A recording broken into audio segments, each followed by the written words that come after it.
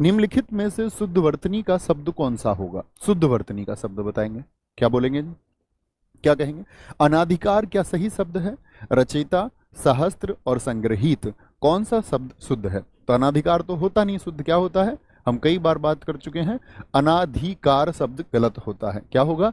अनधिकार होगा। क्या होता है दोस्त? अनधिकार होता है, अनधिकार। यह अनधिकृत शब्द होता है। रचयिता नहीं होता, रचयिता होता है। क्या होता है? रचयिता।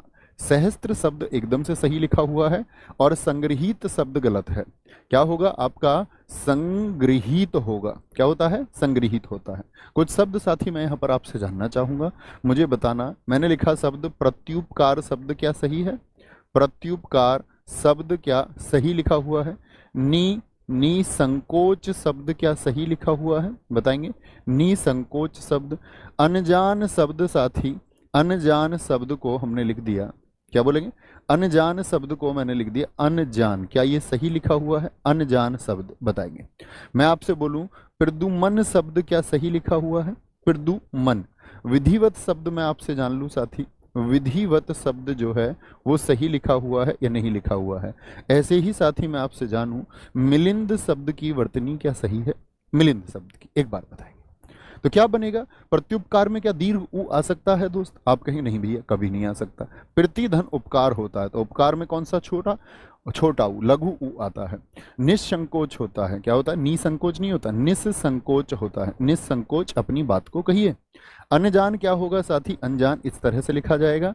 और अनुस्वार को हटा के एक बार अपनी कॉपी पे लिखो, बड़ा अच्छा प्रश्न बनेगा। प्रद्युम्न होता है, क्या होता है? प्रद्युम्न होता है। इसकी सही स्वर्तनी ये बनेगी। विधिवत में साथी क्या आएगा? हमेशा हलंत आएगा। क्या आएगा? हलंत आएगा विधिवत। और मिलिंद में क्या आएगा आपका? ले पर लघु ई आएगी। मैंने साथी आपसे प्रश्न किया कि एक बार अनजान को अपनी कॉपी पे लिखिए।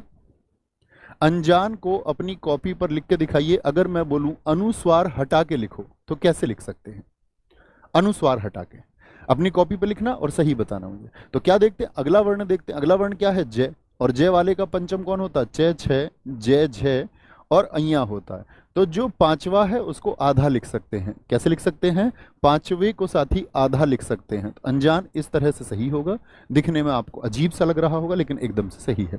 जैसे मैं आपको बार बार बताता हूं, मुझे बताओ कंकड़ का अनुस्वार हटाकर यदि लिखेंगे तो क्या बनेगा? अपनी कॉपी पर लिखें।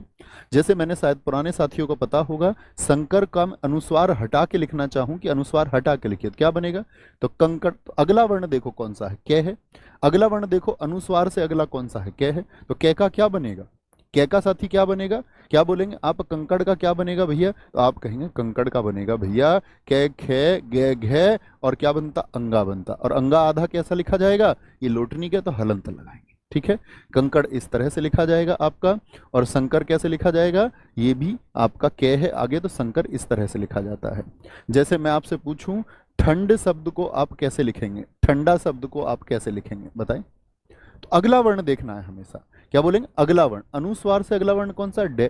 तो डे वाले में क्या होता है? टे, ठे, डे, ढे, अणे होता है। तो अणे को आधा लिख सकते हैं? जी हाँ। क्या बोलेंगे भैया? जिसमें आपका अणे को आधा कैसे? सिरो रेखा हटा के लिख देते हैं। जिनमें आपका खड़ी पाई है उसकी खड़ी पाई हटा दो, खड़ी पाई हटा के हम उसको लिख सकते हैं। कोई दिक्कत, कोई परेशानी?